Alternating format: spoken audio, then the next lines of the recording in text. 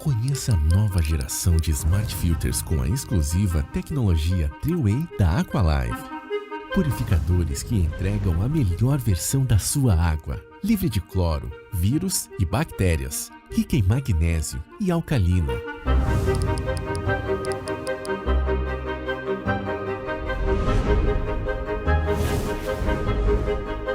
A exclusiva tecnologia Triway remove contaminantes e vai além.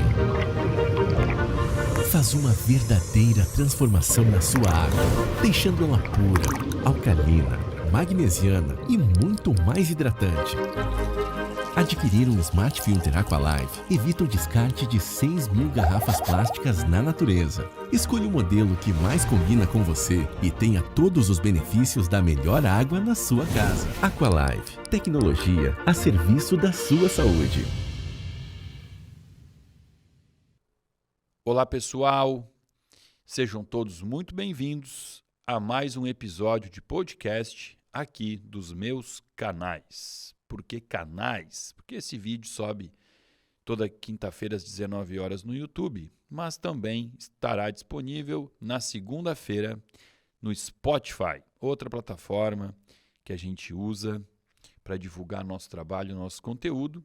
E espero que você nos siga por lá também. E se puder fazer uma avaliação positiva de preferência, será muito bem-vindo para que a gente também consiga conquistar aí uma notoriedade em mais uma plataforma, né? Não só aqui no YouTube. Aqui no YouTube a gente conseguiu crescer bastante graças a você, nosso seguidor. Esse episódio de hoje ele está sendo gravado em meio a um cenário nunca antes vivenciado na história do Rio Grande do Sul. Para quem está chegando aqui agora, não conhece meu trabalho, sou um médico gaúcho, nascido em Caxias do Sul, mas moro em Porto Alegre há muitos anos. E gravamos esses episódios aqui em Porto Alegre, nos estúdios da ProHub. E hoje, especificamente, nós estávamos com o coração na mão. E aí, será que a gente vai lá e grava? Será que a gente mantém a nossa rotina de gravação? Ou será que a gente continua participando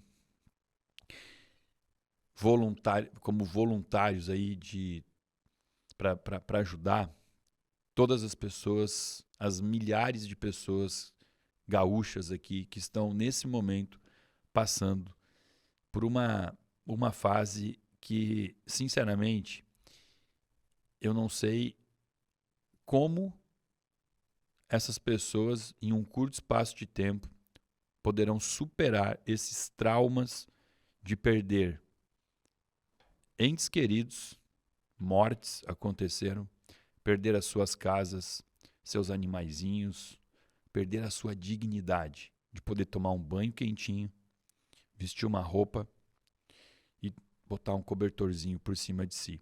Então, na dúvida de vir para cá ou não, nós decidimos então virmos até aqui para gravar esse episódio e utilizar ele como um meio de comunicação para ajudar essas pessoas, convidando você, nosso espectador, a fazer uma doação com o valor que for. Não importa. Não importa se é R$1, se são R$2. O que você conseguir ajudar nesse momento será muito bem-vindo. Nós temos um estado inteiro para reconstruir. São milhares de famílias desabrigadas. E como eu defendo aqui sempre, que ter saúde é muito além de comer comida orgânica e fazer atividade física, para a gente manter o nosso estado de saúde pleno. Isso implica em estarmos bem com a gente, tanto emocionalmente, espiritualmente, fisicamente. Ajudar é um ato de solidariedade que faz um bem tremendo para a nossa alma, para o nosso coração. Aquece o coração. Ajudar pessoas que nesse momento não tenham o que comer, não tenham o que beber, não tenham onde dormir, isso vai fazer um bem imenso para você. Eu deixo aqui na tela, nesse momento, um QR Code para você poder fazer qualquer doação que seja. Já agradeço de coração ao seu gesto. E se você não puder doar nada, se ajoelha e reza e manda muita energia positiva para a gente criar uma malha cósmica aqui para ajudar, pelo menos, a trazer um pouquinho menos de tristeza para essas pessoas que estão vivendo essa catástrofe. Então, obrigado de coração. Já que a gente começa agradecendo, eu não posso deixar também de agradecer os nossos patrocinadores, os nossos apoiadores do canal do YouTube. Aqualive, um filtro de água que entrega uma água extremamente diferenciada, vamos usar essa palavra, né? Uma água de qualidade para os nossos pacientes, para os profissionais que trabalham na minha equipe, na minha clínica. É o filtro que eu tenho na minha casa, nas clínicas onde eu trabalho. Então, pessoal da Aqualive, gratidão por participar e apoiar esse nosso projeto. Também agradeço muito a Essential, uma linha de suplementos que está junto com a gente aqui desde o início do podcast, acreditou e acredita ainda e apoia esse nosso projeto de ajudar a levar informação de qualidade para casa de todos vocês. Essential, vocês têm o meu carinho e admiração e a minha confiança, né? É o suplemento, é a linha de suplemento que eu escolhi para minha vida, para minha família e indico também para os meus pacientes. Então, obrigado pessoal da Aqualive, obrigado pessoal da Essential. Durante o episódio eu vou ficar chamando o tempo todo aqui, lembrando você então de participar com esse QR Code na telinha.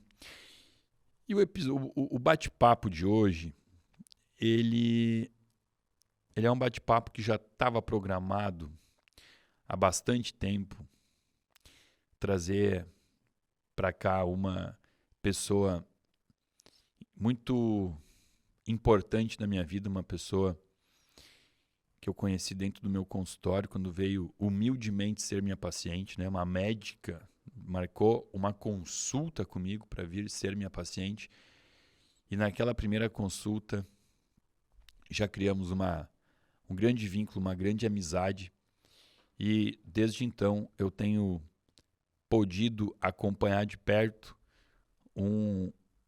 vamos dizer assim, não vou dizer uma transição de carreira, transição de especialidade, mas eu vou dizer uma ampliação do conhecimento. Uma médica que começou a sua profissão querendo fechar o foco máximo possível em alguma especialidade e em algum momento entendeu que existe um corpo integrado e que se ela não estudasse, não entendesse tudo que envolve um metabolismo de forma sistêmica, muito pouco ela ia poder ajudar a tratar o olho, que é a especialidade dela. Seja muito bem-vinda, doutora Denise Antunes. Muito obrigada. Oftalmologista. Muito obrigada pelo convite, Samuel. É uma honra, um privilégio estar sentada aqui. Faço das tuas as minhas palavras. Tenho a Aqualive em casa, uso Essential, então estendo aqui o agradecimento aos nossos patrocinadores.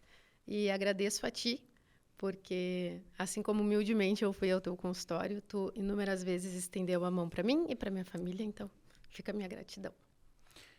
Pô, mas você tem uma família tão maravilhosa que fica até estranho não dar um carinho, um colo para eles, né? Inclusive, Denise é casada com o Heitor, que também é outro grande nome da oftalmologia. É um casal de oftalmologistas que trabalham pertinho de mim, né? O Heitor está no mesmo prédio aí que eu também. E Denise, hoje eu acho que a gente vai romper barreiras aqui de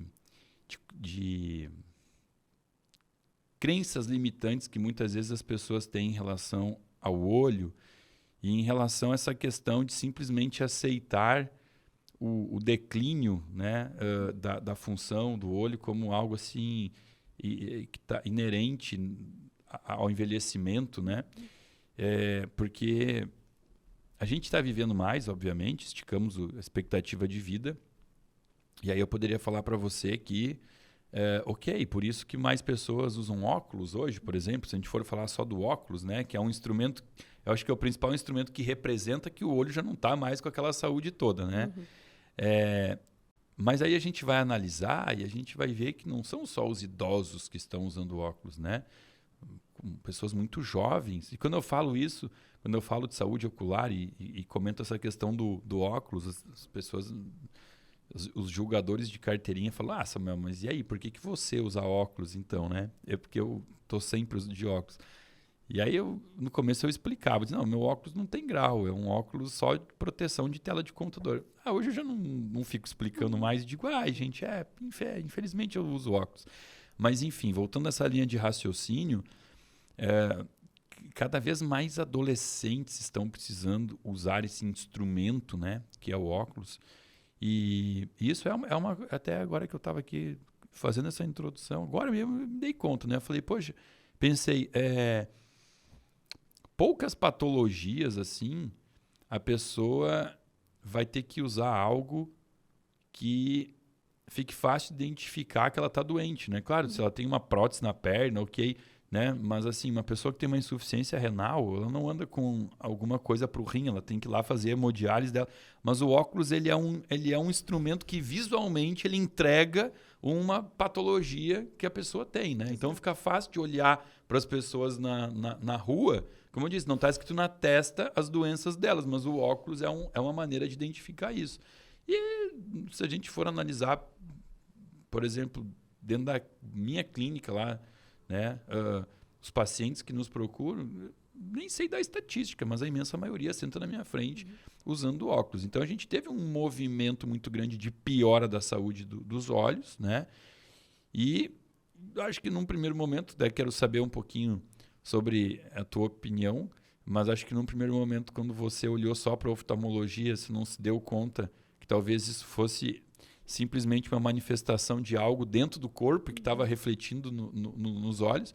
Mas embora você tenha saído pensando hoje fora dessa caixinha, a imensa maioria dos oftalmologistas ainda enxerga o olho como um órgão que parece que está fora do corpo, né? Exato. Não só os oftalmologistas, né? Na verdade, acho que isso está dentro da cultura médica como um todo. Sim. Às vezes a gente vê médicos, eu digo super médicos, né? Aquele pessoal de UTI, um super cardiologista como o Walter, um grande neurologista, com medo do olho, né? O olho parece que ele não faz parte do corpo. E, de fato, isso também é digno até de uma piada dentro da oftalmologia, que a gente diz que para fazer oftalmologia a gente sai da medicina e faz uma nova faculdade, que é a residência de oftalmologia, porque realmente é muito fora. E no nosso tempo de formação dentro da faculdade, a nossa cadeira para oftalmologia é 1 semestre. Sim. Quando muito, né? Sim. Na minha faculdade ainda foi meio dividido com otorrino, então, porque antigamente eram especialidades que andavam juntas, hoje já são especialidades segmentadas, enfim. E é estranho pensar que elas andam juntas, porque não tem nada a ver uma coisa com a outra, né? Então, talvez um pouquinho de origem embrionária, mas ficou ali, né? Mas, na verdade, o olho ele acabou ficando realmente mais segmentado e mais à parte, e parece mesmo uma faculdade à parte. Mas, quando a gente dá um passinho para trás e olha como um todo, a gente vê que não tem nada de segmentado. Ele realmente faz parte de um conjunto. E tu tens toda a razão quando tu diz que cada vez mais pacientes jovens estão usando óculos e estão apresentando patologias oculares. Isso sistemicamente faz todo sentido quando a gente olha para a medicina do estilo de vida e a gente olha para a vida que a gente está levando, faz todo sentido. E aí a gente vê realmente que não tem como desconectar o olho do corpo, né? A gente, para fins didáticos, a medicina ela acabou se segmentando, mas não adianta, a gente está sempre interligados, né? Tanto é que dizem que os olhos são uma janela da alma, mas é através de um bom exame de mapeamento de retina que a gente detecta hipertensão arterial, diabetes, às vezes doenças autoimunes. Então, realmente, através dos olhos, a gente tem acesso a algumas doenças sistêmicas, né? Existe até não é uma especialidade, mas existe uma... como é que eu vou chamar isso? A iridologia, como é que você chamaria isso? dentro... É uma um forma... segmento que até a oftalmologia em si acabou não valida, mas existem profissionais que fazem um estudo de todo o corpo, inclusive de alergias alimentares e tendências a algumas doenças, pelo estudo da íris.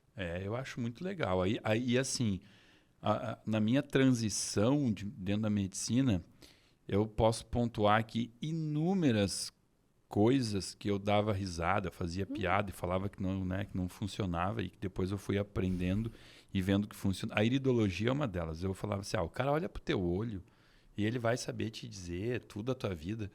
Aí, o que acontecia? Aí os pacientes vinham para mim e falavam assim, eu fui num iridologista e ele me disse que eu tenho um problema renal, que eu tenho um problema não sei o quê, tudo pelo olho. Eu já torcia o nariz, né? Falava, tá bom, quem é esse cara aí que sabe tudo de olho? Aí eu pegava os exames e olhava, creatinina 1,5, falava, caramba, o cara tem um problema renal mesmo. E eu via que as coisas meio que fechavam, né? Então, eu gosto dessa expressão, os olhos são a janela da alma. Acho isso muito legal. E isso que você trouxe, né, de falar que um exame de fundo de olho pode trazer alguns diagnósticos como os que você citou, eu queria que a gente aprofunde isso aqui hoje. Acho muito importante. Mas aí vem aquela provocação, né? O mesmo sangue que circula no olho é o sangue que circula no dedo do pé, no rim, no coração. Então, é óbvio que existe uma visão sistêmica e que a gente precisa enxergar isso como uma base para a saúde ocular, né?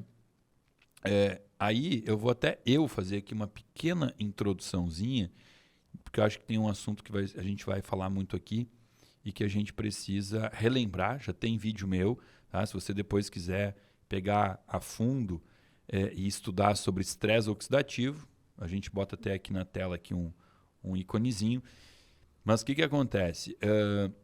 Uma das mais conceituadas teorias do envelhecimento é o estresse oxidativo. Então, para resumir, nós temos no nosso corpo células que não são tão legais, chamadas de radicais livres. E eu não vou dizer que elas só fazem mal, elas têm até função. É que elas em excesso vão fazer mal. Mas nós temos um sistema antioxidativo que dá conta de controlar o radical livre. Então, temos um sistema próprio, a gente vai chamar de glutationa, peroxidase, catalase, superoxidismutase, tudo enzimas antioxidativas que vão dar conta de manter o radical livre quietinho. Enquanto isso está equilibrado, tudo certo, estamos bem. Quando o radical livre sobe muito, o que acontece? Você entra em estresse oxidativo. E essa introdução é importante, que a doutora Denise vai falar muito sobre estresse oxidativo. Agora, o que aumenta o estresse oxidativo? Fumar, beber bebida alcoólica, dormir mal, não se hidratar, manter o corpo em estresse, comida inflamatória, déficits vitamínicos no corpo, excesso de caloria na dieta, tudo isso são fatores geradores de estresse oxidativo. E hoje, Denise, embora a gente saiba que ainda existe um pouco de dificuldade até da própria oftalmologia de enxergar o olho como um órgão que está no meio de um sistema, eu fico orgulhoso de ver que muitos oftalmologistas já prescrevem luteína, zeaxantina, um ômega 3. Então, assim, mostra que existe uma tendência a abrir a caixinha de Pandora, né? E estudar um pouco mais de forma sistêmica. Com certeza você, no meio da oftalmologia, também está percebendo isso, né? E explica um pouquinho para nós, luteína, zeaxantina, explica isso para nós, que eu quero que o nosso público entenda um pouco mais sobre oxidação do olho. Perfeito. Então, na verdade, o que nós temos, né?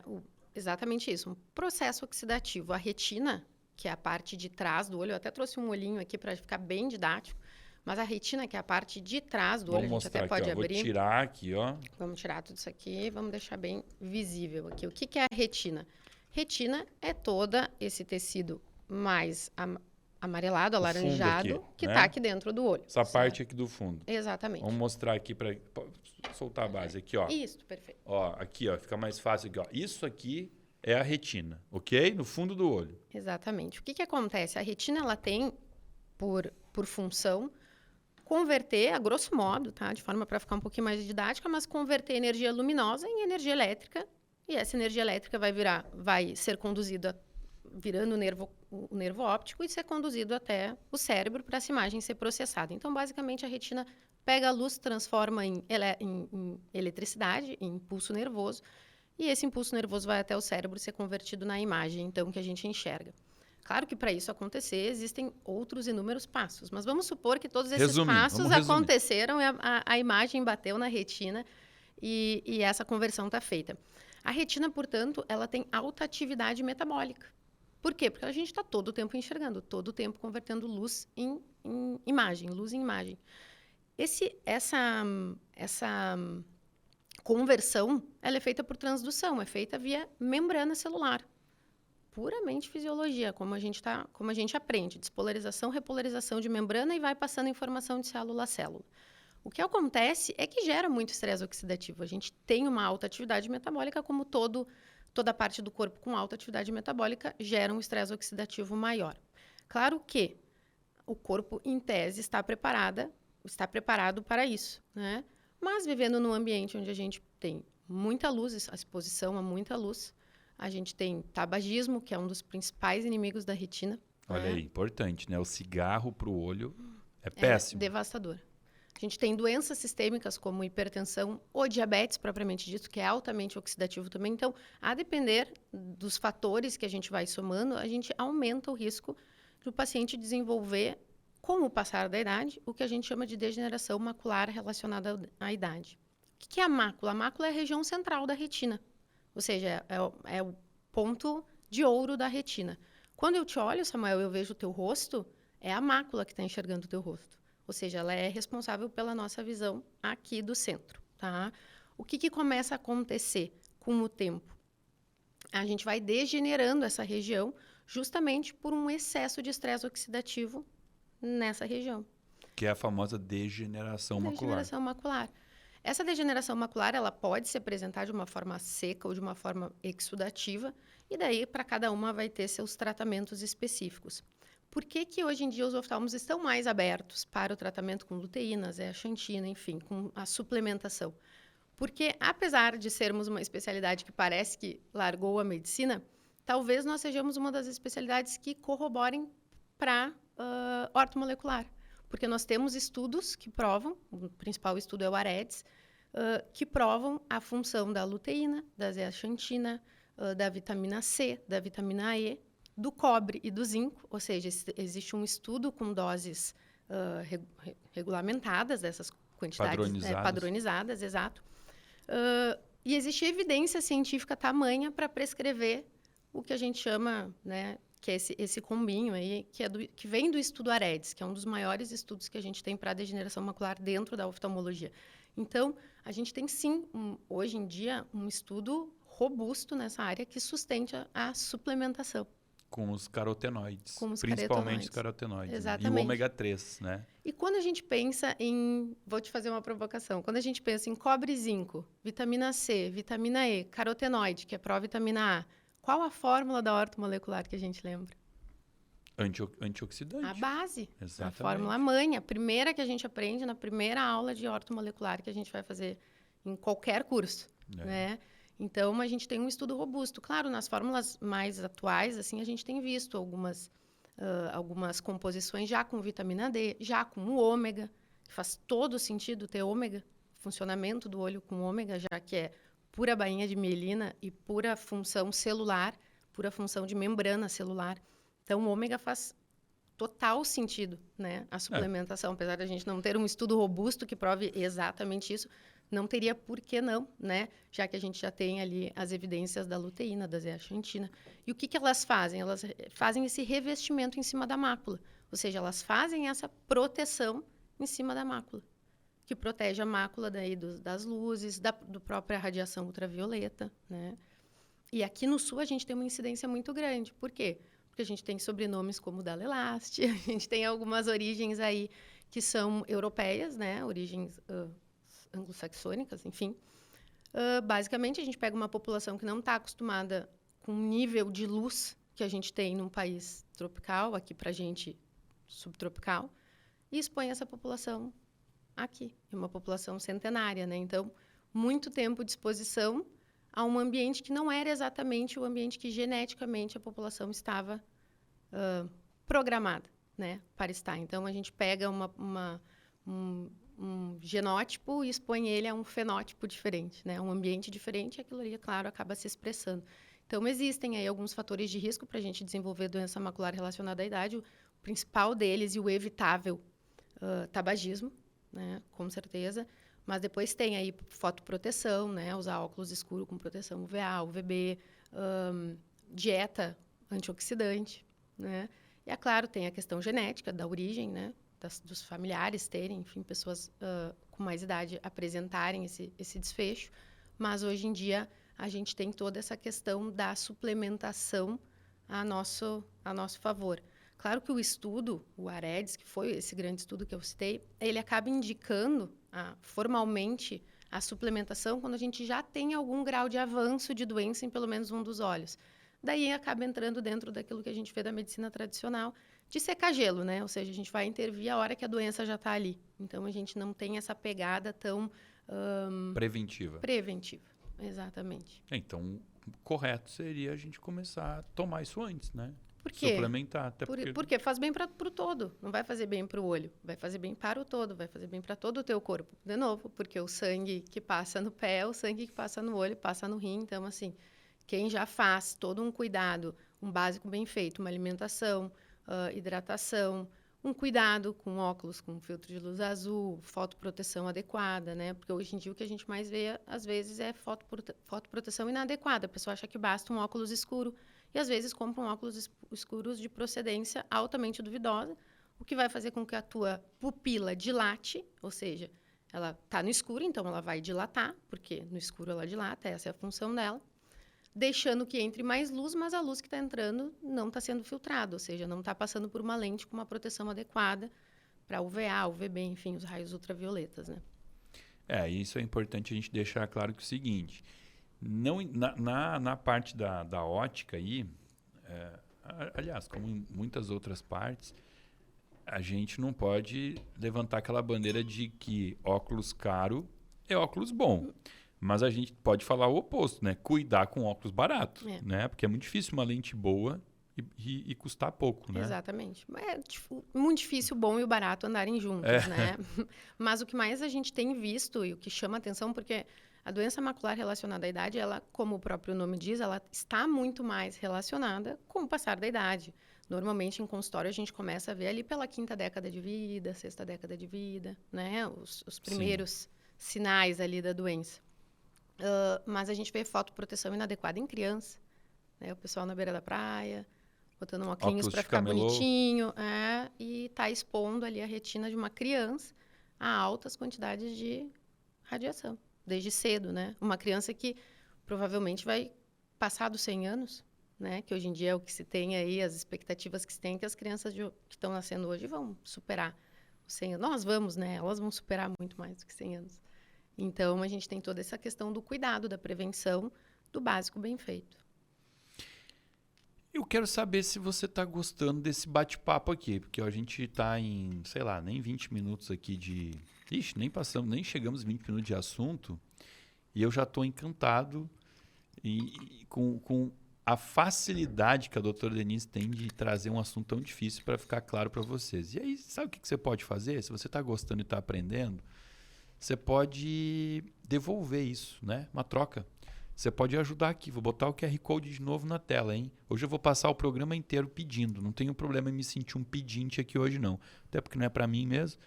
Então, se você está gostando desse bate-papo, está aqui o QR Code para você ajudar o estado do Rio Grande do Sul nesse momento de fragilidade. Então, que você possa olhar... estamos falando de olho aqui, que você possa olhar para o nosso estado aqui com olhos de solidariedade, compaixão e nos ajudar. Já agradeço antecipadamente essa sua ação e atitude. Vou te fazer uma pergunta agora, parece besta aqui, mas eu não sei, é uma curiosidade minha. Não existe pergunta besta. Quando a gente fala dessa questão de oxidação e tal, faz diferença se o olho é claro, olho azul, olho verde ou olho castanho? Faz alguma diferença isso? Então, olhos claros tendem a entrar mais luz, né? Eu imaginei, pensei nisso. Tende a entrar mais luz. Então, pensando na oxidação pelos raios ultravioleta, né? A tendência é que a oxidação feita pela luz tende a ser pior em olhos claros. Então eu vou parar de reclamar por que eu não nasci com olhos verdes. Meu castanho aqui me protege. Os nossos castanhos nos protegem. Então tá tudo certo, ó, viu? Ainda bem que minha mãe me fez com esses olhos escuros. Porque eu percebo que as pessoas com olho claro têm muito mais sensibilidade, né? Eu, por exemplo, vou te falar uma coisa que é um grande erro que eu cometo. Eu não tenho o hábito de andar com óculos escuros. Claro, também dificilmente tô na rua, né? Mas assim, às vezes no verão, que eu saio de casa, já tá aquela claridade, eu não dirijo com óculos escuros. Eu só ando com meu óculos escuro na praia, quando eu vou pra praia, tirar férias e tal. Agora, durante a minha vida, eu posso te dizer, 365 dias do ano, com certeza 330, eu não uso óculos escuros. É um erro meu. Somos dois. Você também... Olha o oftalmologista olha, aqui fazendo a casa confissão. do ferreiro, espeto de pau, né? Mas deveríamos, estamos errados. É um hábito. Eu cuido muito, uso aquele meu óculos lá de proteção, porque eu fico olhando muito para a tela do computador. Inclusive, dá uma resumidinha para nós, assim, mas bem resumidinho, tá? Não precisa ampliar muito o conhecimento de miopia, de astigmatismo, para a gente introduzir essa questão do porquê estamos desenvolvendo mais a necessidade de usar óculos precocemente. Vamos lá. A gente tem os principais 3 erros refracionais. É feio esse nome, mas é assim mesmo, tá? Erros refracionais. Que é a miopia, a hipermetropia e o astigmatismo. O astigmatismo, tudo são tendências, tá? O astigmatismo tende a ser uma tendência de uma deformidade aqui na frente do olho, ó. Aqui na estrutura que a gente chama de córnea, que é essa que dói, onde a gente apoia a lente de contato. Normalmente é uma irregularidade aqui na frente que causa a maior parte do astigmatismo que a gente vê. O que é o astigmatismo? A gente olha para a luz e vê ela toda borrada, vê toda estourada. Um borrão. Um borrão. É como se a gente olhasse para uma luz, quando de noite principalmente, olhasse para um semáforo, uma sinaleira e visse aquela luz toda estrelada, tá? É isso. Isso é o astigmatismo. Ele tende a piorar para longe, para perto, mas principalmente para longe, tá? O que é a miopia? Miopia é mais fácil pensar assim. Miopia é um olho grande. Não grande para fora, não é aquele olho daquela pessoa que tem um olhinho mais proeminente, não. É um olho que é grande da frente para trás. Ou seja, ele é um olho compridão lá para trás. Essa parte que estaria redonda, ela seria espichada mais para trás, né? Isso, como se fosse um pouquinho maior. É que olho tudo a gente fala em milímetros, Sim. né? Nada é tão grande assim. Não é até aqui atrás, não chega até atrás da cabeça. Mas um olho míope é um olho bem grande, tanto que quando a gente vai operar, a depender da quantidade de miopia, realmente a gente vai mais realmente fundo. afunda no olho, assim. Então, o que acontece? A imagem, ela se forma antes da retina. Ou seja, quando a luz converte e bate lá no olho, ao invés dela estar batendo aqui na retina para formar a imagem, ela está chegando antes. Está batendo precocemente. Precocemente. Por quê? Porque o olho está comprido. Agora eu fiquei... dúvida minha aqui, tá? Quando a gente fala de miopia e o olho mais fundo, a gente está falando de mais ou menos quantos milímetros? Vai depender da miopia. Isso varia, assim, em termos milimétricos, eu vou ficar te devendo essa informação, assim, nessa precisão. Mas tende a ser um olho um pouquinho maior. Ok. E, continuando... E a hipermetropia é justamente o contrário. É um a olho imagem curtinho. É um olho mais curtinho. Então, a imagem se forma passando atrás da retina. É um olho que aqui é como se fosse, aqui, ó, né? Como se viesse antes. Como se fosse um olho um pouquinho mais curtinho, a imagem se formaria, então, atrás. Entendi. Tá, e aí? E por que agora as principais causas dessas alterações precoces? Vamos lá. O nosso olho, nós nascemos hipermétropes. E por que nós nascemos hipermétropes? Porque o olho de uma criança é pequeno, né? Olho pequeno, hipermetropia. Até aí, está dentro do nosso raciocínio. Nós nascemos hipermétropes. Inclusive, até uma parte da hipermetropia ali nos exames iniciais, principalmente para quem faz a oftalmologia pediátrica, nem se corrige. É normal a criança ter até uma quantidade de hipermetropia. Inclusive, a criança ela não nasce enxergando como a gente enxerga hoje, tá? A criança aprende a enxergar como a gente enxerga hoje. Por isso que é importante a gente detectar graus na infância. Por isso que é importante a oftalmologia pediátrica, e cada vez está ganhando mais importância, enfim, né? Mas a criança ela não nasce enxergando. Inclusive, o quarto das crianças são super coloridos, mas a criança, quando ela nasce, ela praticamente enxerga em preto e branco. É sério? Na verdade, a gente consegue chamar a atenção da criança para os exames com tabuleiros de xadrez, por exemplo. Ela consegue perceber melhor. Não é que necessariamente ela enxerga em preto e branco, mas a gente consegue fazer os exames, se a criança foca, não foca, enfim, se ela acompanha, com tabuleiros de xadrez que chama mais atenção. Tanto que às vezes tu vê assim algumas decorações de quarto de criança branco e preto e as pessoas até olham assim um pouco com o nariz torcido, mas na verdade aquilo ali é um estímulo. A criança consegue ser estimulada de uma forma mais eficiente com tabuleiros, por exemplo. Não sabia disso. E Olha a como criança- eu sempre aprendo aqui. A criança aprende a enxergar. Tanto é que se uma criança tem necessidade, tem um erro refracional que precisa ser corrigido e não é, a criança ela fica com uma deficiência visual que pode ser sim para sempre. Ou seja, o olho não aprendeu a enxergar como ele deveria. Quando a gente vai lá no consultório, que a pessoa vai ler até a última linhazinha, tem pacientes que não leem até a última.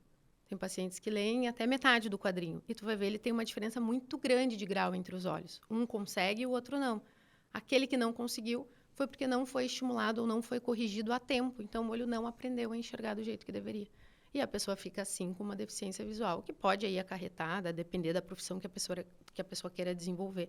Ela não vai conseguir desempenhar, né? Por falta desse estímulo visual.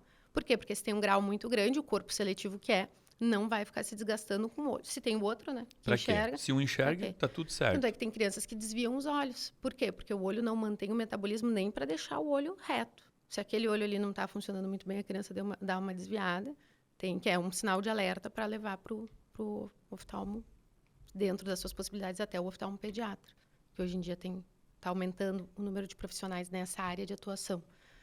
Mas vamos lá, a criança ela tem uma tendência a nascer hipermétrope, conforme ela vai crescendo, o olho vai crescendo, a gente vai ficando hemétrope. O que é hemétrope? Zerado, plano, que a gente chama em oftalmologia. Normal, não tem grau nenhum. E se segue o olho crescendo, por qualquer motivo que seja, vamos dizer assim, a pessoa vai desenvolvendo, então, o que nós chamamos de miopia, né? Hoje em dia, a gente tem visto um número brutal de pessoas com miopia. Eu até costumo dizer, eu nem sei se a gente pode falar essa palavra, senão vão nos vetar, mas uma dos principais desfechos que a gente viu da Covid, né? Do nosso isolamento, foi um aumento significativo no número de míopes. E do aumento da miopia em quem já era míope. Por quê? Por causa do confinamento. Então, quem não tinha, desenvolveu. E quem já tinha, piorou. Piorou. Por quê? Por quê? Porque o míope, ele enxerga muito bem de perto. O míope, ele enxerga mal de longe, mas ele enxerga muito bem de perto. O que a gente faz hoje em dia? Na maior parte do nosso dia? Só olha para perto. Então, é uma adaptação. Aliás, não é tão perto. A gente olha uns 12 centímetros. Não, é coisa pouca. Ó, uma televisão, 1 metro. A gente não costuma olhar longe. E quando a gente fala longe em oftalmologia, eu estou falando a partir de 6 metros. Quando a gente fala olhar o horizonte. Olhar o Nem horizonte é a seria partir de 6 metros. Tanto. 6 metros nem seria tanto. Nem seria tanto, mas as casas estão cada vez menores, os estúdios cada vez menores. Então, cada vez mais pertinho. E a nossa vida, ela está na palma da mão, na frente da tela. As pessoas hoje trabalham com 1, 2, 3 telas mais celular. As crianças, desde cedo, expostas a telas. A questão ali... Tem, claro, a questão das luzes, né? Da questão da luz azul e tudo, que ainda não se tem grandes estudos robustos, assim. São tudo, a princípio, ainda muito teoria, né? Do que pode vir a acontecer. Basicamente, nós somos o estudo, né? Nós somos a geração que será estudada, exatamente. Mas o que se tem é uma adaptação do corpo ao estímulo que nós estamos dando a ele. O nosso corpo ele é extremamente inteligente e ele se adapta aos estímulos que a gente dá. Então, olhar para perto é um estímulo para a gente ficar míope. Por quê? Porque o míope enxerga bem para perto e se a gente passa a maior parte do tempo olhando para perto, o que o corpo vai fazer? Te deixar o mais apto possível para essa realidade. Ele quer te ajudar, na verdade. Quer te ajudar, é uma ajuda. Só que o que acontece? A miopia, ela tem as suas complicações, né? Uma coisa é uma miopia de 1 grau, 2 graus, mas o que a gente tem visto são altos míopes, ou seja, miopias aí a partir... Depende da classificação que se usa, mas vamos aí, miopia a partir de 5 graus. É aquele óculos que chama quase um fundo de garrafa. Quase um fundo de garrafa. E se fosse só uma questão estética do óculos, seria o menor dos nossos problemas, né? A questão é que a retina, ela tem um tamanho, uma espessura, e ela tem que se esticar para ocupar todo esse olho que está grande. Então, vou fazer uma analogia que é bobinha, mas é como se a gente tivesse um lençol de solteiro, que é a retina, para cobrir uma cama de casal. Então, a gente estica. O que acontece? Rotura, ou seja, rasgos, descolamentos, né? Degenerações da miopia, desfechos relacionados à miopia, como membranas miópicas, rasgos retinianos, até um aumento da incidência de glaucoma nesses pacientes. Então, assim, a miopia em si, ela tem as suas complicações a curto, médio e longo prazo. Então, a gente tem que tomar bastante cuidado com o tamanho dessa adaptação que o corpo está tentando promover, né? Que o olho está tentando promover para o nosso estilo de vida mais confinados, né? Mais olhando para perto. Então, se fala, né, em exercícios para os olhos. Dentro da oftalmologia, a gente tem uma técnica que se chama 20-20-20. A gente gosta muito desse número em oftalmologia, porque o paciente que enxerga 100%, a gente diz que ele é 20-20. Isso já é ali dentro das tabelas que a gente usa para avaliação. A avaliação de 100% de visão é 20-20. Então, a gente tenta deixar tudo mais ou menos, simplificar e fazer tudo assim. Então, o que seria a regra 20-20-20? A cada 20 minutos que tu estás olhando para perto, seja a tela de celular, seja o próprio papel, não necessariamente a gente demonizou as telas, porque hoje em dia é muito nela, mas poderia ser papel também, estudo, concurseiro, que às vezes ainda está ali usando muito papel. Livro, leitura. Uma leitura. Cada 20 minutos que tu fica olhando para perto, seja pelo motivo que for, para o objeto que for, tu para por 20 segundos. Olha como é pouco. Opa, olha como é um básico bem feito. Você ia falar 20 minutos, não? 20 minutos para 20 segundos. 20 segundos olhando a 20 pés. O que é isso? 6 metros. Olha para o horizonte, olha para a rua. Eu falo para os pacientes, olha para a rua, olha para a paz. Para tudo. Isso repete isso. Essa regra é importantíssima. 20, Vamos 20, lá, 20. Explica para o nosso pessoal de casa aí. Vamos adaptar o 20-20-20 para o Brasil, né? Tá. A cada 20 minutos que a gente fica olhando para perto, tu vai parar por 20 segundos e vai olhar para o horizonte, vai olhar para a janela. Vai olhar além de 6 metros. Dificilmente a gente consegue fazer isso dentro de um ambiente fechado, a não ser que seja muito amplo, mas pela janela, lá, teu janelão do teu consultório. Vamos olhar para a árvore, vamos olhar para a rua, vamos olhar para uma praça. Ou então, 20 segundos com os olhos fechados. Ah, também pode ser fechado? Pode ser fechado. Ah, eu achei que não era igual. Não, ajuda. Claro, olhar para longe, tu vai esticar a musculatura. Porque se a gente pensa no olho como um músculo, às vezes ele fica um pouquinho mais fácil de entender. A dinâmica ali. Imagina como um bíceps. Exatamente. Músculo. Porque o que é olhar para perto? Basicamente, a gente tem uma lente só no olho. A gente não é que não, como o celular, que tem lentes e que a gente vai ali, dá o zoom. Não é, a gente tem uma lente só, que se chama cristalino. Esse cristalino, para ele trazer o foco lá de longe, aqui para pertinho, tem um músculo fazendo força e mudando o tamanho dessa lente natural que a gente tem, que se chama cristalino. Então, quem é que muda esse tamanho? Essa musculatura. Quando a gente está olhando para perto, ela está fazendo força. Então, basicamente, a nossa vida hoje em dia é... O nosso olho acordou, a gente colocou ele para fazer um treino de perna na academia e ele está lá malhando perna o dia inteiro, coitado. Então, o nosso olho está em isometria para perto o dia inteiro. A gente não solta essa musculatura.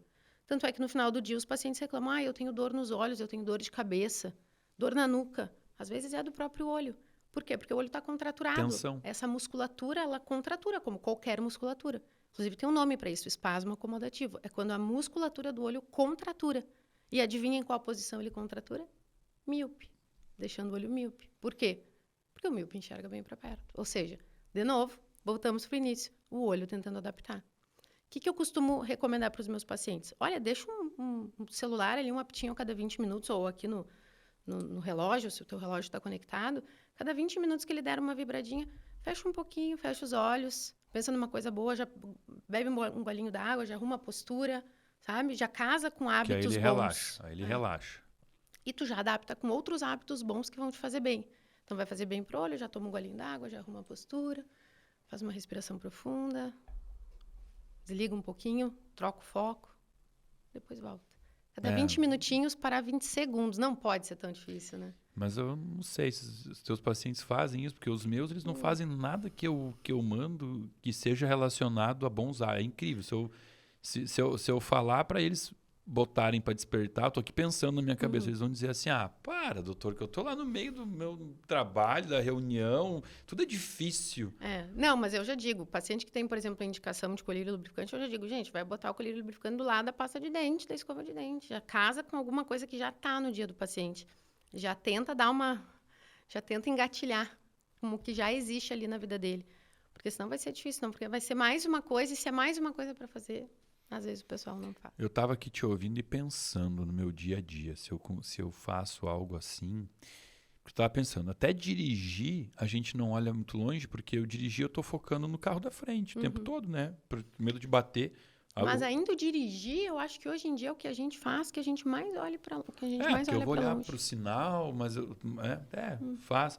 Dentro do meu consultório, eu, embora tenha tudo é janela, e claro, eu olho bastante para fora, mas eu não estou seguindo essa regra dos 20, eu acho. Porque eu acho que às vezes eu foco mais de 20 minutos na tela do computador. Eu vou botar isso na minha vida agora, na minha prática, como prevenção, né? Nem que seja fechar os olhos. Fechar os olhos já é liberar essa musculatura. Então é como se tu estivesse lá na academia puxando ferro. Cada 20 minutos tu vai largar o ferrinho. Cada 20 minutos tu larga o ferrinho. E assim a gente consegue fazer com que o paciente chegue no final do dia muito melhor. Sem dor. Porque às vezes o paciente chega, olha, eu tenho dor no olho. Será que é glaucoma? Será que eu estou com a pressão alta no olho? Né? Ele já chega com algumas teorias prontas. E até a gente dizer, olha, não, é teu estilo de vida. Eu atendo muito advogado, então eu digo, olha, tem 3 telas na tua frente, mais um tablet, mais um celular. Não tem. O dia inteiro, né? Passa horas fazendo isso. Isso quem não estuda de noite, né?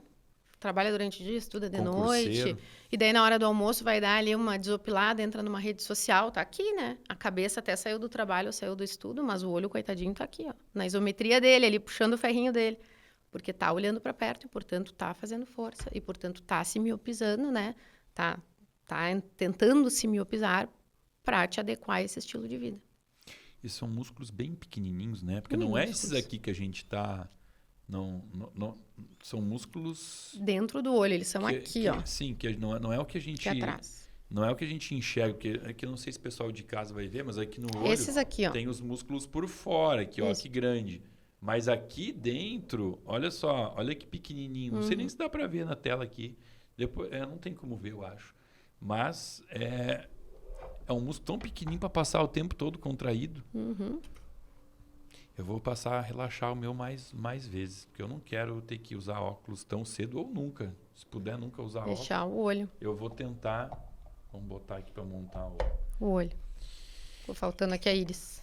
Ô Denise, e a gente fala muito assim, exame de fundo de olho. Aliás, nós vamos ter que tirar aqui. Vamos desmontar de novo. Vamos desmontar tá aí para de isso. Novo. Tá. Já que eu estou segurando teu olho na mão o tempo todo aqui, ó.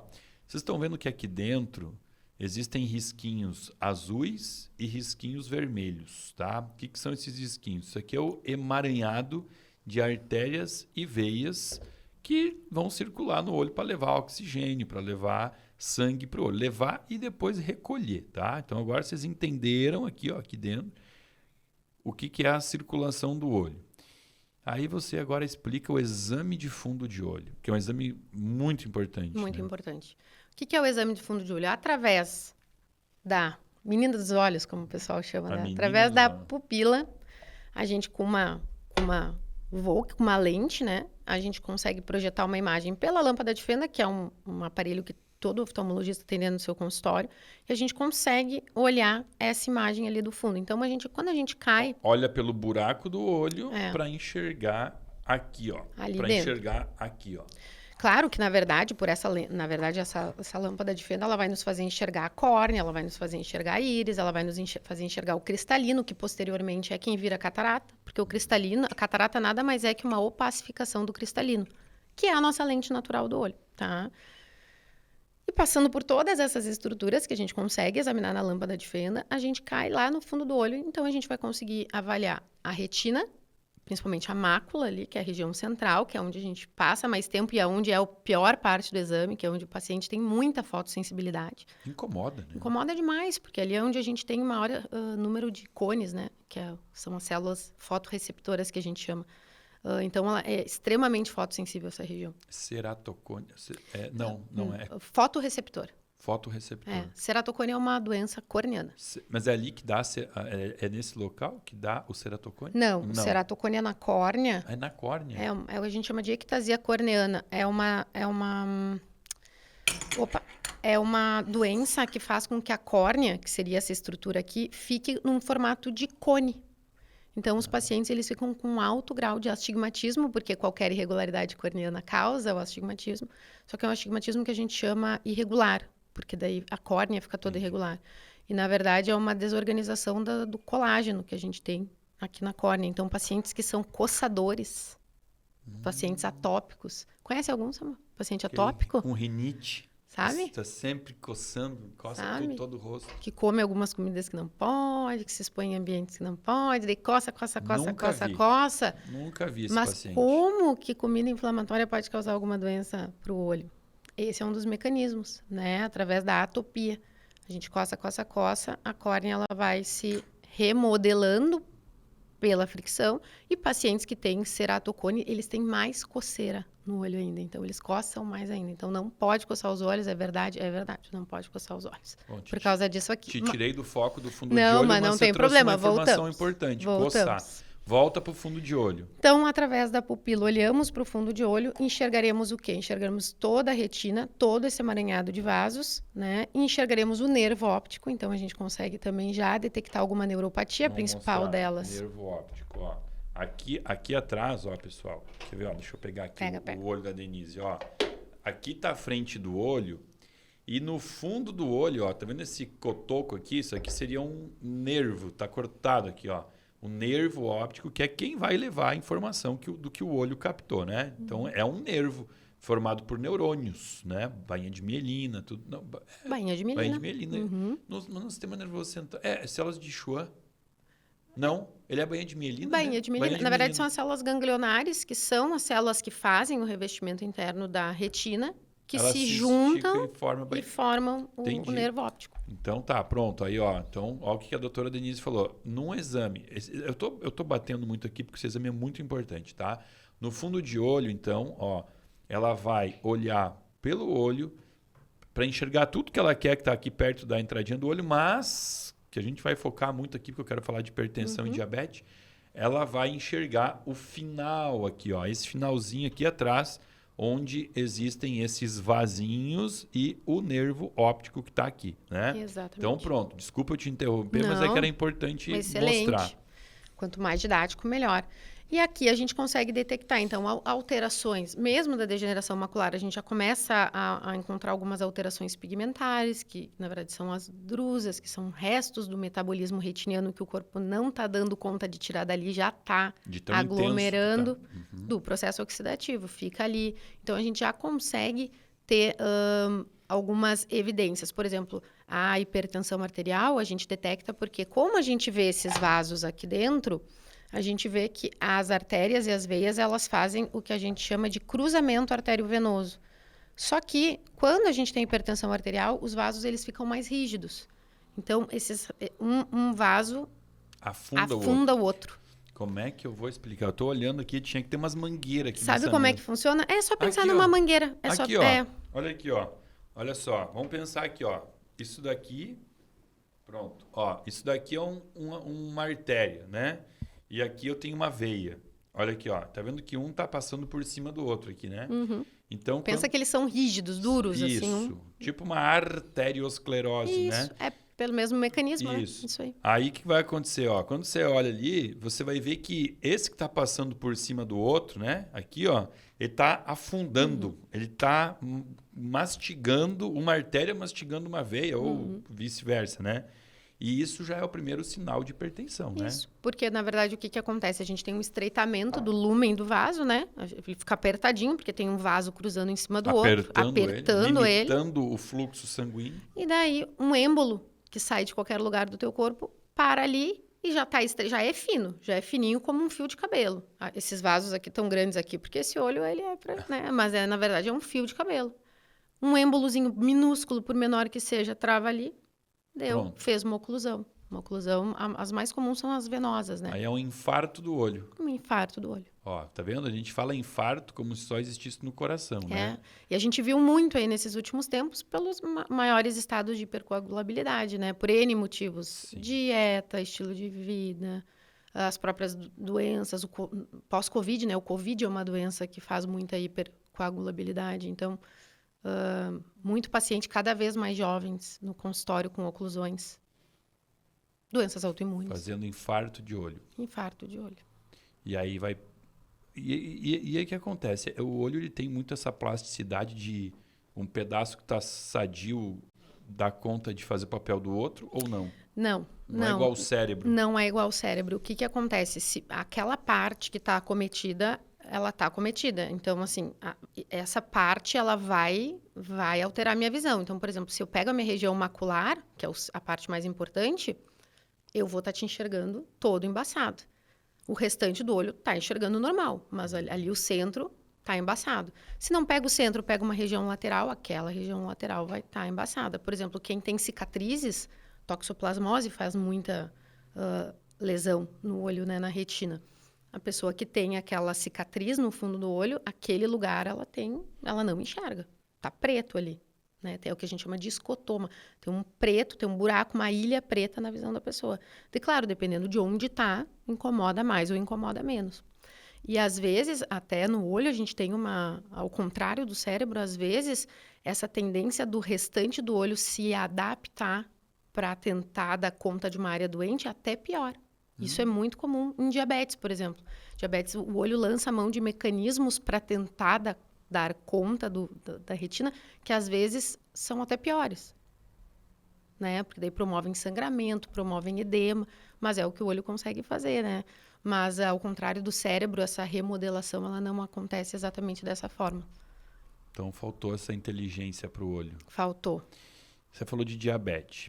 E foi bom você ter falado da grossura da artéria ou veia aqui, que parece um fio de cabelo. Ou seja, pensa, um fio de cabelo é uma coisa muito, muito fina. E ainda tem que passar sangue por dentro desse fio de cabelo. Quando a gente fala em diabetes, o que é? É um sangue com mais açúcar. E açúcar carameliza o sangue, deixando ele viscoso, grosso, né? E diabetes, a gente sabe que os dois órgãos mais afetados são rins e olhos, justamente porque o rim tem vasos muito fininhos e o olho também. Então, o que acaba acontecendo aqui? O que você enxerga num exame de fundo de olho de um paciente diabético? Qual é o perfil desse exame? Então, na verdade, ocorre o fenômeno de glicação, né?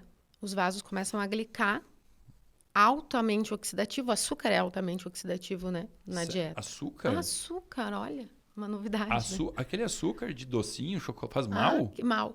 Nossa! Pro olho, então... Eu achei que fazia bem, porque eu vejo todos os pais dando para seus filhos. Eu até achava que era uma forma de prevenção. Não, então agora está me contando uma novidade. Açúcar faz mal para o olho. Faz mal. Olha para o corpo inteiro, né? Para o olho também. Mas nesses pacientes diabéticos, claro, uma quantidade alta, né? A glicemia alta, uma quantidade alta do açúcar ali na corrente sanguínea, promove a glicação. A glicação gera oxidação e a gente começa a ter, então, vazamentos. Os vasos sanguíneos que deveriam ser assim, né? Mostra aqui, ó. Mostra para essa câmera aqui, ó. Um emaranhado. Um emaranhadinho. Faz né? tubular, assim. Fica mais fácil, ó. Faz tubular. Assim, Isso. ele vai se abrindo. Vai se abrindo e vai como se fossem frestas, vai se fenestrando. O que começa a acontecer? O sangue que deveria estar dentro do vaso, que era um vaso fechado, começa a vir aqui para fora, para a retina. Na prática, o que acontece? Sangue na retina é líquido. É como se a gente estivesse enxergando. A gente precisa de uma tela lisinha. Se tem algum lugar que está líquido, esse lugar está mais elevado. E se está mais elevado, a imagem que vai aparecer aqui para a gente está embaçado. Distorcida. Borrada. Então, o que acontece? Começa a gerar muito edema num primeiro momento. Hemorragia, edema, exudatos. O que começa a acontecer mais para frente é que já não passa mais sangue. Então, a gente começa a ter áreas de isquemia. Não chega mais o sangue ali. Ou seja, não chega mais o oxigênio para o metabolismo da retina funcionar. Então, a gente faz determinados exames e a gente vê áreas má perfundidas. Áreas que a gente faz o exame, a área está preta, não está chegando sangue.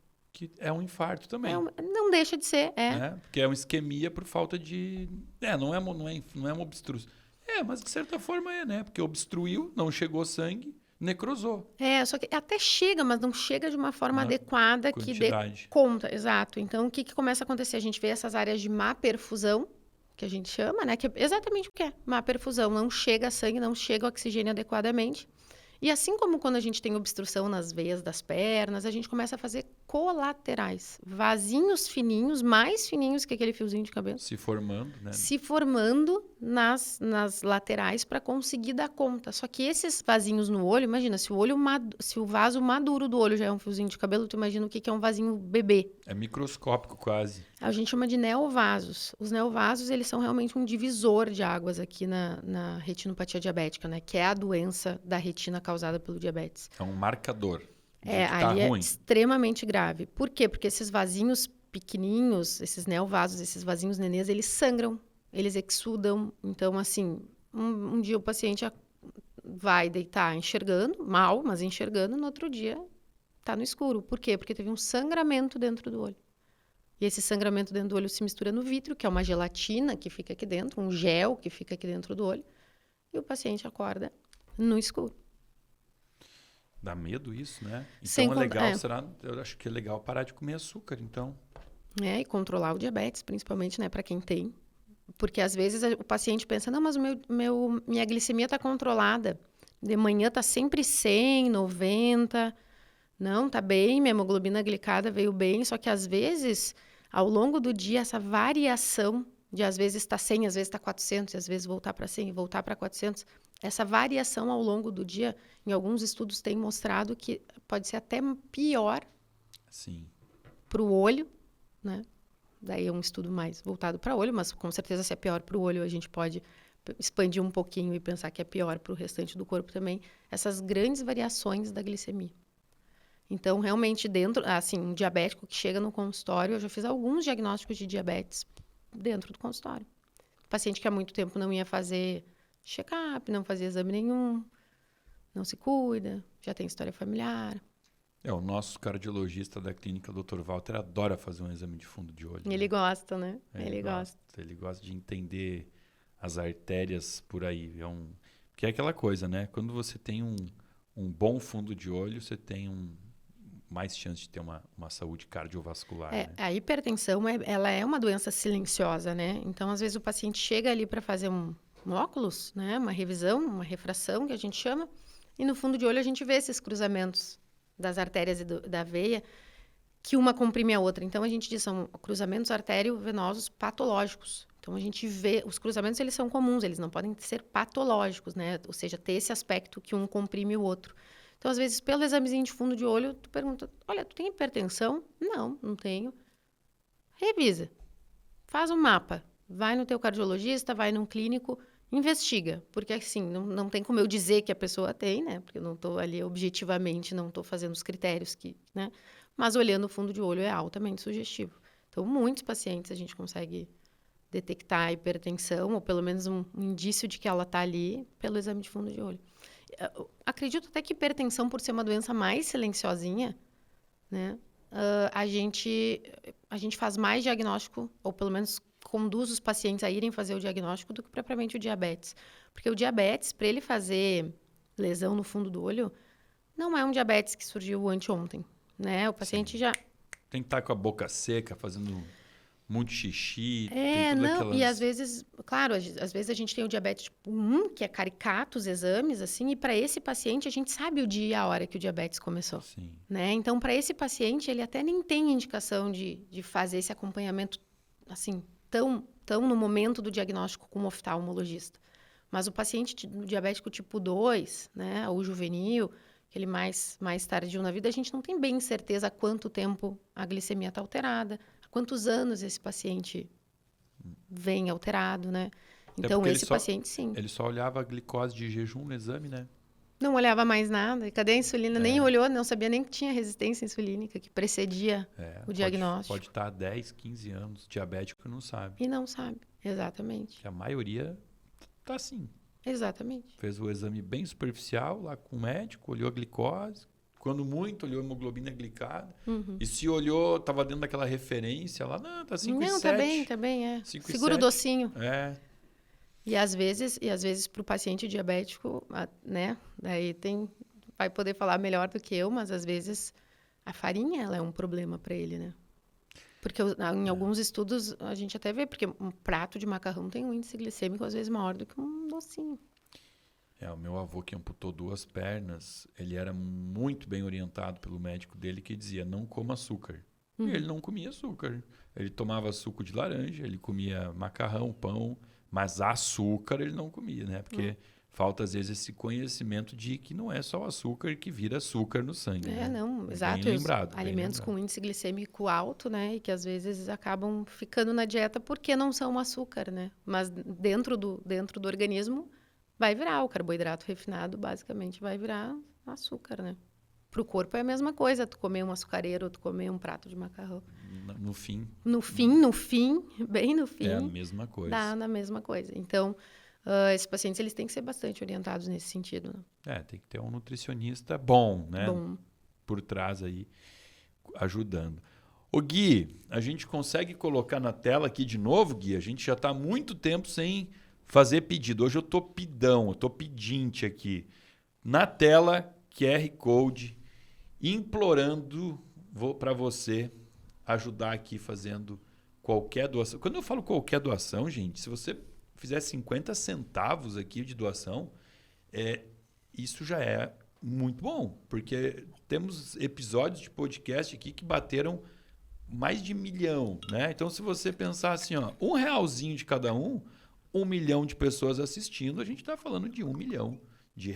Então, se você não pode, tá com vergonha aí de não poder doar R$10, doa um realzinho. Eu podia estar roubando, eu podia estar matando, mas eu tô aqui pedindo o seu R$1 para ajudar o estado do Rio Grande do Sul no momento mais crítico da nossa história, tá? E se você está achando que eu estou exagerando, que eu estou passando papel de ridículo aqui, é porque você não fez ainda a reflexão de imaginar no fim do dia, quando você sai do trabalho, imaginar que você não tem uma casa para voltar, não tem um chuveiro para tomar banho, não tem uma cama para dormir. Então, se coloca no lugar das milhares de pessoas que, nesse momento, não tem um lar, não tem nenhum quartinho, não tem um sofá, não tem nada esperando, não tem uma casa para esperar. Né? Estão ilhadas e dormindo dentro de ginásios amontoadas, né? Sem a menor dignidade para isso. Então, desculpa se eu estou sendo chato aqui, mas eu estou no meu papel de ser humano. E se você puder, então, fica aí a nossa gratidão pela sua doação. Denise, você falou um pouco de doença autoimune também, né? E doença autoimune é uma coisa que está numa crescente violenta, né? A gente sabe de muitas coisas que levam à doença autoimune, né? A gente já sabe desde a mudança do trigo, né? O trigo moderno aí de Norman Borlaug, é um trigo que começou a atacar o nosso sistema imunológico, vou dizer assim, mais recentemente, mas também não tão recentemente, a própria doença do silicone, né? A síndrome ásia, que envolve silicone e vacinas, né? Que é doença de Schoenfeld, né? Que são as vacinas, e a gente passou por situações de excesso de vacinação, vacina de gripe, vacina de Covid, vacina de febre amarela, muita vacina, e isso trouxe para alguns pacientes um aumento da estatística de doença autoimune. Muito, a gente percebe tireoide, né? E artrite, né? Reumatoide na mão, mas a gente encontra isso no olho também, né? Encontramos. E no olho ele pode ser afetado em diversos segmentos, né? O olho, para uma pessoa, ele é pequenininho, né? Mas aqui para o oftalmologista, a gente vê o olho como algo mais ou menos desse tamanho aqui. Ele é gigantesco, então tem oftalmologistas que lidam só com a parte de segmento anterior, oftalmologistas que lidam só com a parte de segmento posterior, como é o caso do senhor, meu marido, né? Que é especialista em retina e vítreo. Então, dá a depender da subespecialidade, subespecialidade, né? Dentro da oftalmologia, a gente vai ser direcionado para uma área do olho. E a mais comum, assim, que quase todo mundo dentro da medicina sabe, é o olho seco, né? Que a gente tem ali, Sjögren, principalmente. Síndrome de Sjögren. Que é um olho extremamente seco. E como é que a gente faz essa avaliação? Simples de fazer dentro do consultório. Fluoresceína e luz azul. E a gente conta quantos segundos a lágrima fica em cima da córnea antes de quebrar o filme É lacrimal. assim que faz? Você Faço. pinga uma lágrima artificial? Pinga um colírio laranja, bota uma luz azul em cima e tu vai enxergar então esse colírio esverdeado, né? É o Agora mesmo ele fica colírio para ver esverdeado. se tem lesão Isso, no olho? aquele mesmo que a gente Como vê é que pra é o ver se nome tem dele? fluoresceína. Fluoresceína. É, colírio de Nossa, eu não fluoresceína. lembro de nada de oftalmologia, gente. E aí você pinga e fica contando os segundos. E fica contando os segundos que o filme lacrimal demora para quebrar. Break-up time, que a gente chama. O BUT, que a gente anota ali nos prontuários. Aliás, prontuário de oftalmologia, para quem não é oftalmologista, é a treva, né? Porque não dá para entender nada. Só siglas. Só a sigla, mas pro oftalmo basta. Se eu olhar ali BUT, eu vou pensar que é... Tu sabe tá que dizendo assim, mas... mas... Não. Não é isso. É o tempo de quebra do filme lacrimal. Quanto tempo aquela lágrima segura. Então, o que seria considerado normal? 10 segundos. 10 segundos. 10 segundos. E se for antes, então é porque está muito seco. A gente já começa com olho seco e, às vezes, quem tem doença autoimune realmente a pessoa piscou, no que ela abriu o olho, já quebrou o filme lacrimal dela. Então, realmente é extremamente desconfortável. E começa com lesão corneana, porque a córnea ela faz uma proteção. Sim, tem que ter essa lubrificação. Exatamente, a lágrima ela faz uma proteção corneana, né? Então, no que não tem a lágrima, a gente começa com muita sensação de areia, de corpo estranho no olho, lesão corneana propriamente dita, né? Que são as úlceras corneanas. Então, realmente, aí de doença autoimune, o mais comum que se apresenta no olho é o olho seco, mas a gente tem uveites. O que são uveites? São processos inflamatórios que se dão nos segmentos oculares. Às vezes pode ser um uveite anterior, ou seja, a gente bota a lâmpada de fenda e a gente vê um monte de célula nadando ali no segmento anterior. Às vezes é no segmento posterior, no vítreo, no mesmo lugar aquele que o diabético sangrava e se misturava o gel e ficava tudo escuro para ele.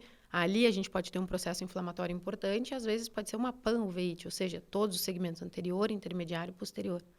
Então, a depender, existem correlações, né? Existem algumas doenças que causam mais uveite anterior, mais uveite posterior. Uma doença que hoje em dia tem sido cada vez mais comum e que tem causado bastante uveite nos pacientes é doença inflamatória intestinal. Uma causa importante de uveite nos pacientes. Quase não existe mais doença intestinal, né? As pessoas estão comendo super bem. Cada vez menos, né? A gente vê. Estão numa alimentação funcional. Então, uma retocolite ulcerativa, uma doença de Crohn, o Crohn pode... causar uma uveite. Tem uma associação grande.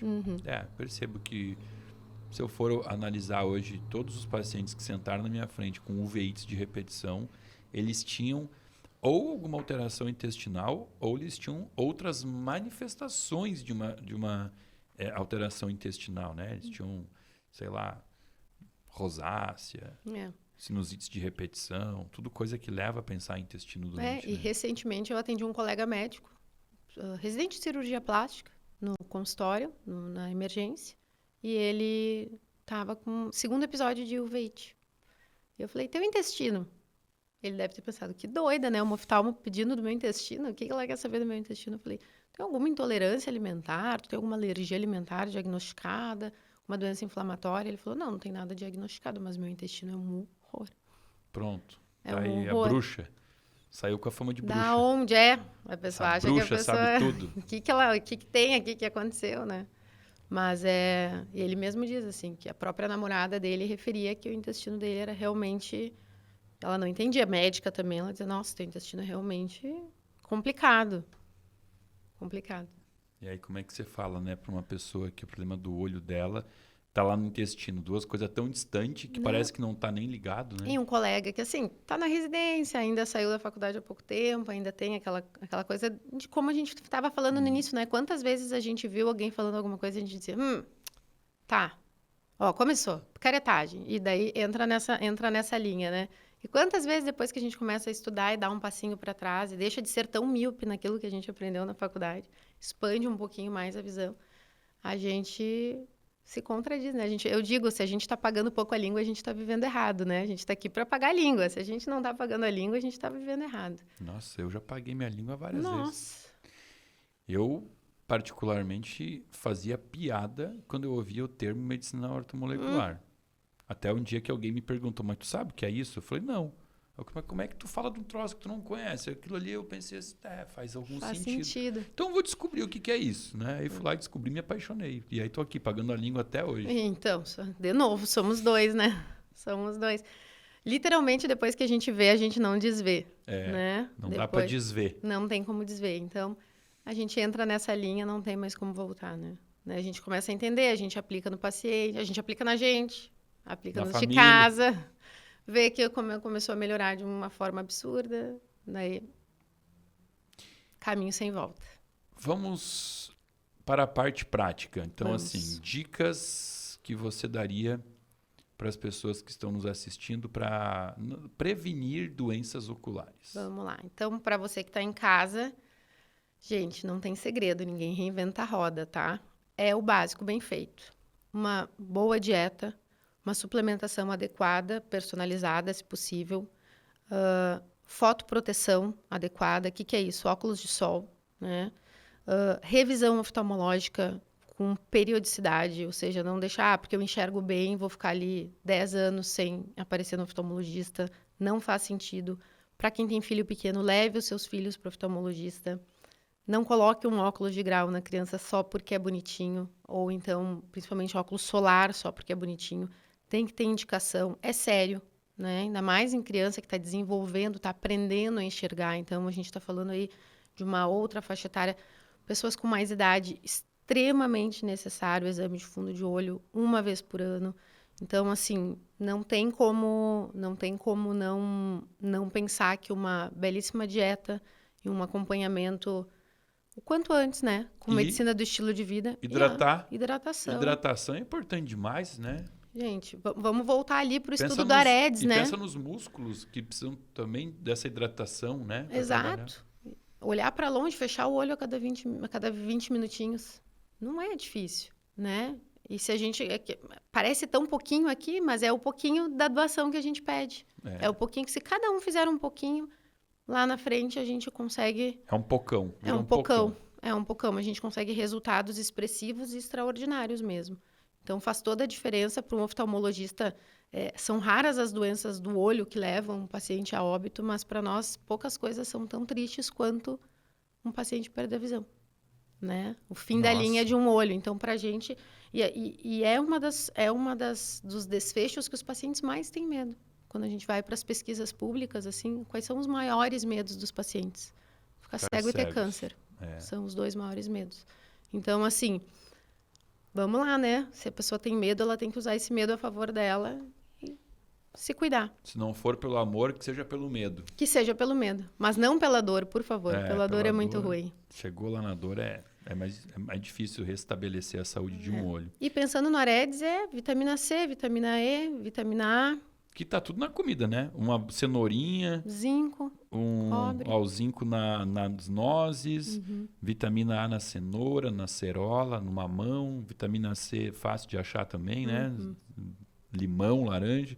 É só ter uma alimentação natural que você não vai ter escassez. Claro, daí tem que sempre lembrar, né? Você não é o que você come, você é o que você absorve. Exatamente. Então, ter um intestino saudável para poder absorver isso que você come, né? Exatamente. E alimentos da melhor fonte, se tiver condição, né?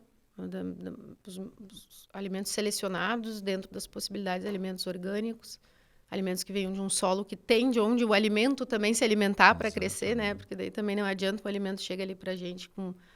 Pobre. Daí... nada comendo nada e a gente vai comer aquele nada, dá em nada, né? Então... Nada mais nada igual a nada. Nada mais nada igual a nada. Doutora Denise, e você trouxe para a gente aqui um livro para indicar aos nossos seguidores? Trouxe. Não trouxe, mas eu vou falar dele. Não o livro, mas trouxe na mente. Trouxe. Um livro que você indica para que as pessoas continuem fazendo aí uma imersão de conhecimento. Vamos, não é um livro de saúde propriamente dito, é um livro de consciência. Mas então não te entendi. Consciência é saúde pura? Não, mas foi o primeiro livro que eu pensei, ainda mais a gente pensando nesse contexto que a gente está vivendo aqui em Porto Alegre, que basicamente, antes de vir para cá eu ainda comentei, nesse momento os gaúchos, os porto-alegrenses, é uma mão para Deus e uma mão para o colega do lado aqui, porque é somente assim que a gente vai conseguir sair desse cenário, que é um verdadeiro filme de terror o que a gente está vivendo. Eu moro numa área vermelha da Defesa Civil, então eu realmente estou numa situação... Tá tensa, né? Estou numa situação tensa e, enfim, mas tudo certo até o presente momento. Mas está aqui como um canal, seja do Samuel, seja um canal divino, para trazer informação e tentar ajudar a população aqui, como for. Me deixa muito feliz, então não teria como não ser esse livro. Foi o primeiro que eu pensei quando a gente falou do assunto, que é um livro do Eckhart Tolle, que se chama Um Novo Mundo, O Despertar de uma Nova Consciência. Foi um livro que, talvez, um dos primeiros livros que me recomendaram. Eu, num primeiro momento, peguei o livro, torci o nariz, porque falava sobre energia, consciência, espiritualidade. Era uma coisa um pouquinho fora das minhas caixinhas até então. Pseudociência, né? As pessoas chamam isso de pseudociência. Mas foi um livro que realmente tirou alguns véus da minha frente e realmente expandiu minha consciência. Assim, não Vamos teria colocar. como. Ó, o Adriano bota aqui, ó, abaixo do vídeo, Tá. a gente vai colocar o livro. Eu concordo com você, tá? Esse é um livro transformador. É difícil, Foi o primeiro que eu li. difícil assim. você ler e continuar sendo a mesma pessoa. Exatamente. Não importa o nível de evolução que você esteja, você sempre vai dar um passo para um degrau a mais. E esse livro, de tempos em tempos, eu pego ele e dou uma relida em algum trecho, em alguma parte, e parece um segundo livro que eu adoro, que é O Pequeno Príncipe, porque cada vez que tu pega, dependendo do momento de vida que tu tá, a tua interpretação e a mensagem que tu consegue extrair daquele livro é outra. Então, para diferentes momentos da vida, o livro é o mesmo, mas na verdade não é. O livro muda. Então, eu acho que é bem importante, porque a gente muda o tempo inteiro, né? Assim como nós somos, assim como a gente está aqui sempre mordendo a língua, né? A gente está sempre pagando a língua. Acho que é importante a gente trazer esse livro que, de tempos em tempos, se recicla, né? E filme? Filme... é o filme da minha vida. Eu amo esse filme, eu tenho uma tatuagem que faz menção a esse filme que eu fiz em homenagem ao meu pai, que é Forrest Gump. Forrest Gump. Amo, de paixão. Nunca ninguém indicou aqui, esse aqui não. É um livro super batido. Filme. Um filme, desculpa, super batido, mas que, para mim, é um dos filmes, acho que, mais lindos que eu já vi, que mostra um ser humano, às vezes, com um QI baixo, uma pessoa que estava ali vista como, enfim, fora da sociedade, né? Era um motivo de piada. E pelos talentos dele, pelo bom coração dele, ele foi muito longe. Ele virou dono da Apple, ele virou, né, dono dos maiores restaurantes, fez parte dos momentos mais históricos da história dos Estados Unidos, né, onde o filme estava ambientado, o tempo e espaço que o filme estava ambientado. Então, para mim, aquele personagem é uma conduta, assim, realmente um manual de como ser. Então, eu busco ser um pouco Forrest Gump.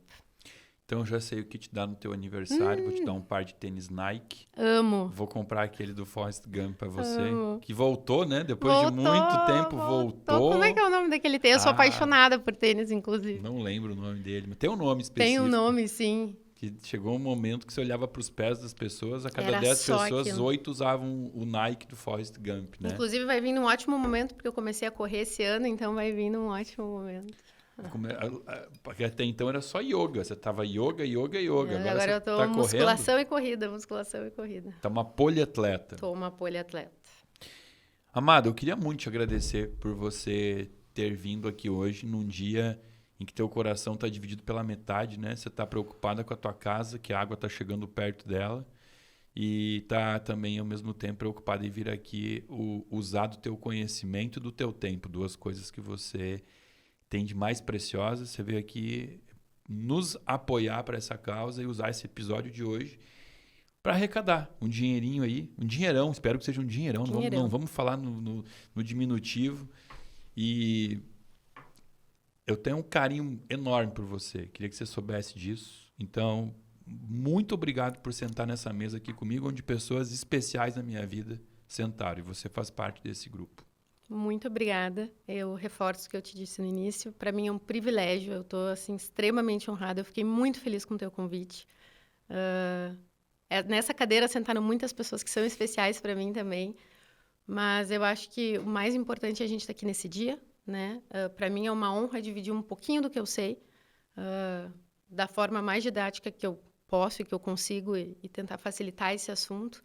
E mais do que isso, a gente conseguir ajudar as pessoas.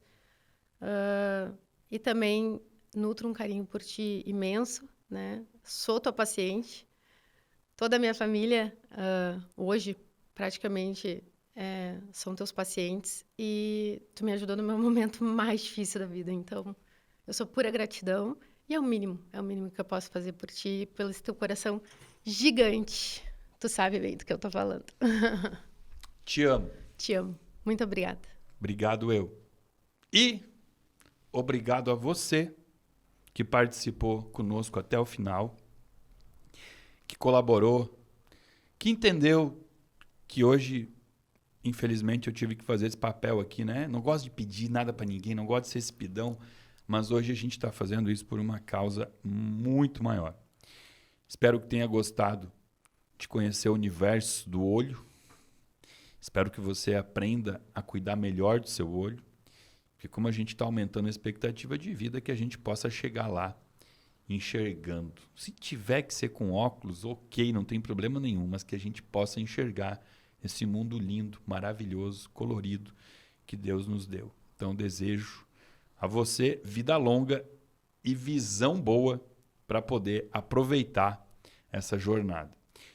Vou finalizar aqui agradecendo os nossos patrocinadores, nossos apoiadores. Aqualife me hidratou bem aqui durante o episódio. Essential Nutrition, muitíssimo obrigado por acreditar e apoiar este nosso projeto. Já são mais de 60 episódios de podcast. A gente está falando aí, então, no mínimo de 90 horas de conteúdo para você, para te ajudar a sair da cegueira coletiva que, infelizmente, muitas pessoas estão vivendo, né? A ignorância do conhecimento, a incapacidade, inabilidade de cuidar da própria saúde. O propósito desse canal é justamente ensinar você a ser o protagonista da sua própria saúde. Então, finalizamos aqui hoje, aproveitando esse espaço para desejar para todas as pessoas que estão nos assistindo, que moram no Rio Grande do Sul e que tiveram perdas de família, perdas materiais, que estão passando e lidando com a pior situação da história do nosso estado, desejo que Deus aqueça os seus corações e que vocês não percam a fé. Jamais. Vamos lá, Denise. Tchau, pessoal.